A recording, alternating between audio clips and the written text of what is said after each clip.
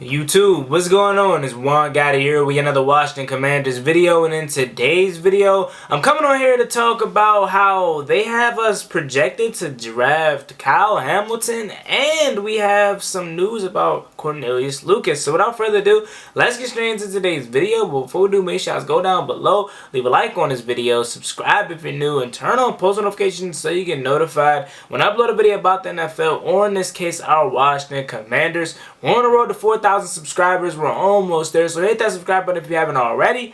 Let's get straight into today's video. So, Kyle Hamilton, in the most recent mock draft of Mel Kiper's, was projected to come to Washington.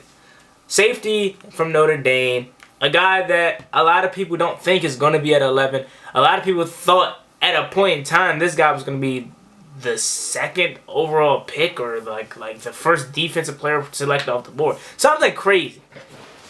And then Kyle Hamilton had his combine and he ran a 4.59, which kind of surprised a lot of people, and not in the good way. They said that it surprised them because they thought he was much faster than that, because when he plays in a game, he's way much faster than what he runs. And for me, a 40 and just the combine and whole doesn't hold that much weight for me, because you've seen guys tear up the combine and turn out to be trash, and you see people slum and be trash at the combine and turn out to be good, i.e. the greatest quarterback of all time, Tom Brady. So you can really take the combine stats with a grain of salt, but they have us drafting Kyle Hamilton. Now, if this was to come out a week ago, before we re-signed Bobby McCain, I would still see us doing something like this. But trying to think from Washington's standpoint and think from Ron Rivera's standpoint and how his brain works, they obviously re-signed Bobby McCain for a reason, because they feel like he can be that starting free safety next to Cameron Curl. They aren't going to re-sign Bobby McCain and then draft Kyle Hamilton. Although that's something that I wouldn't be mad at, that's just not how they work. They feel like Bobby McCain can be a starter on this team. That's the reason why they re-signed him. So I don't think we would take Kyle Hamilton. Again, this is Mel Kiper, who typically isn't liked by a lot of people as far as his draft analyst goes, because he's pretty much off sometimes. So again, it's just a mock draft, right? So it's going to be plenty of these that come out that we ultimately aren't going to draft these guys when April, 26 or something like that comes here, you know. But Mel Kiper again has us drafting Kyle Hamilton. So let's take a look at Kyle Hamilton's background, and let's look more into his combine. So like I said, he ran a 4.59 out of Notre Dame safety.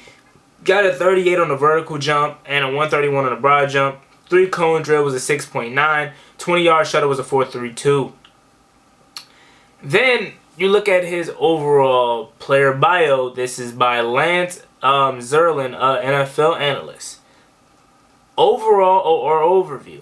High impact safety with unique blend and traits and characteristics that make him a bit of a unicorn at the position. Hamilton has the eye and speed to play over top, the strength and toughness to play near the line of scrimmage, and coverage, and has coverage length to cover elite pass catching tight ends, who often is mismatched for opponents' defenses. It's rare to find such a furious striker and an intimidator who has the football intelligence and athletic power will to go make plays in the passing game. But Hamilton provides it all. He thrives playing downhill or sinking into a robber element on the back end, but will have occasional missteps in his coverage when he's retreating from his pedal. That sounds a little like Bobby McCain, doesn't it? Remember last year, Bobby McCain? Oh my God. Early parts of the season, that Falcons game comes to mind. Hamilton has the traits and football character to transition from a standout college moments and standout pro career, and a future Pro Bowler with an All-Pro potential. His NFL comparison is Cam Chancellor. Look at some of his strengths. Enormous safety with frame for more muscle mass. Versatile to play safety in any scheme or element, so he can play free and strong. Urgent, competitive, physical, and football smarts. True intimidator over the middle. Run through power to obliterate pass catchers, so he's a hard hitter. Above average fluidity for a really big safety. So I guess for him being big, he's able to, be loose and flexible and whatnot. Potential to press and cover premium pass catching tight ends. So the Kyle Pitts of the world. This is what I'm looking at. Kyle Pitts, Travis Kelce's, all those guys, all the big pass catching tight ends, Darren Waller and stuff like that. Search for big playmaker angles and throws. Or he searches for playmaking angles on the throw. So he looks to make a play on the ball every time he's around it. That's good. Long stride with eyes and speed to range over the top. Length and size overwhelm pass catchers on contested catches. Effective in the box with potential for downhill disruption.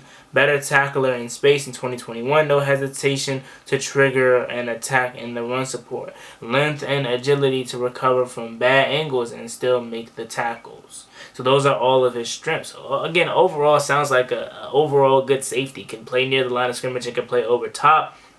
Now let's look at some of his weaknesses. Height is a natural barrier for change of direction. So his height, he's being tall, so tall, 6'4", kind of neglects his ability to change direction at a quicker pace. As for it would be, for like a 5'11" Tyrann Mathieu, he can't change direction as quick. So that could be a little bit of a problem if we have, let's say, we face Tyreek Hill and he's running a post across the middle of the field. Kyle Hamilton having to go step for step with him and twist his hips and go this way with him. Probably won't be able to do that. And it's Tyreek Hill. I use Tyreek Hill as an example. Probably wasn't a good example, but you get what I'm saying here. Room for improvement with pattern recognition and anticipation.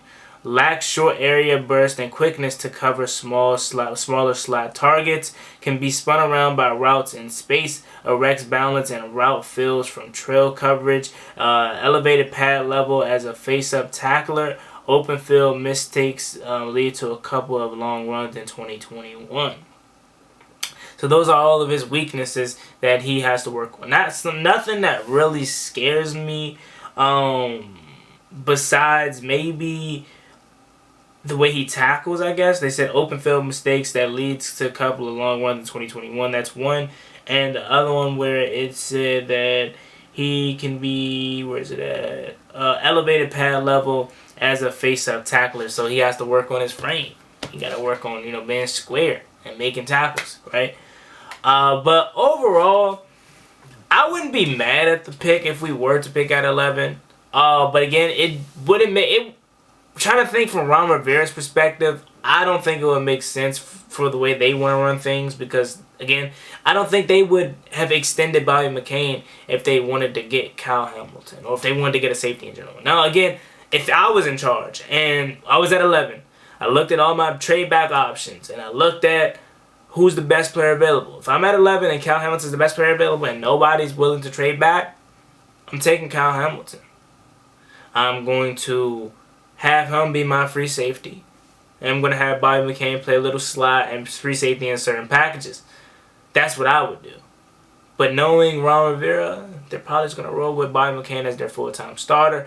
And they're going to go elsewhere at 11 and or trade back. And that's even to say he gets to us at 11. It's still, even though he had a bad 40 time, it still talks that he doesn't make it out of the top 5. So that's Mel Kiper's, prediction, I guess you would say, mock draft. I want to say 3.0, 4.0, that he has Kyle Hamilton coming to Washington.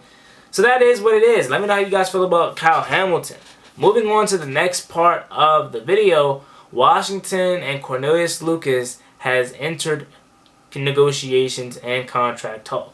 This is something that kind of took a while. I was surprised that our swing tackle Cornelius Lucas wasn't signed back because he was really, really good for us these past 2 seasons. He was in that crop of the J.D. McKissick, Logan Thomas, Wes Schweitzer. Remember that 2020 year when Ron Rivera first got here? And he was really, really good. He can step in for a player when they go down with injury. He can even start it sometimes. Now, I don't know if you want Cornelius Lucas starting for all 17 games, but he's capable of starting a couple games while your other starter is out.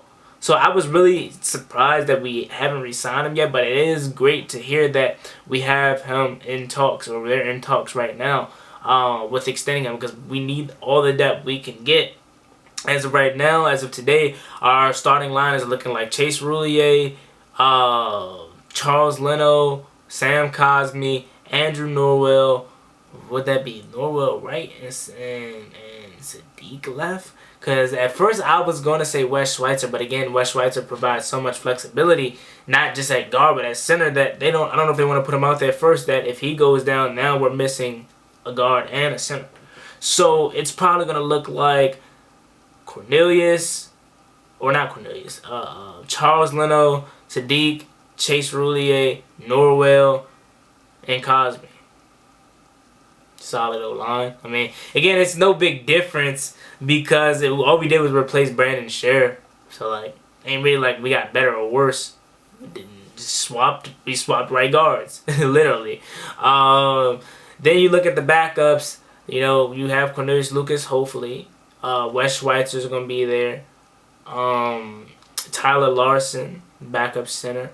So the depth is getting tested. It isn't as deep as it once was, but we can address that in the draft, and hopefully with the signing of Cornelius Lucas, if everything goes right.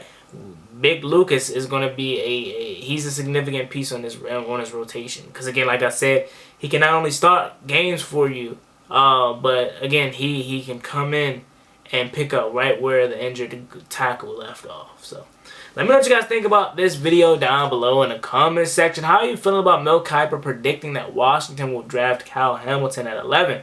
And how are you feeling about Cornelius Lucas and Washington continue or beginning negotiation talks? I kind of lost that train of thought right there for a second. As always, it's me, boy Juan Gotti. Like, comment, subscribe. Hail to the Washington Commanders. I'm out. Peace.